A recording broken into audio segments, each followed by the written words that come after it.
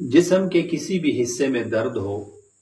ایک دعا جو احادیث مبارکہ میں ثابت ہے وہ پڑھ لو، انشاءاللہ زندگی بھر کبھی درد نہیں ہوگا۔ دل میں درد ہو، سر پر درد ہو، گردے میں درد ہو، کسی بھی جگہ درد ہو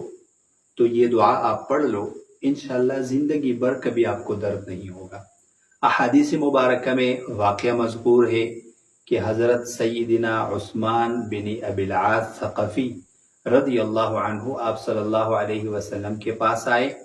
اور کہا کہ اے اللہ کے رسول، جب سے میں اسلام لایا ہوں، جب سے مسلمان ہوا ہوں تو میرے جسم میں درد ہیں اور وہ درد ختم نہیں ہوتا۔ تو آپ صلی اللہ علیہ وسلم نے فرمایا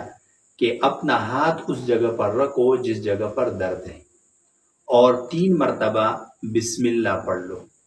پھر اس کے بعد 7 مرتبہ یہ دعا پڑھ لو، اعوذ بعزت اللہ وقدرتہ من شر ما اجد واحاذر۔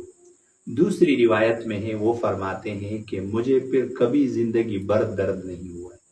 تو یہ آسان دعا ہے، آپ صلی اللہ علیہ وسلم سے ثابت ہے۔ جب بھی کسی جگہ پہ درد ہو تو اس دعا کو یاد کر لو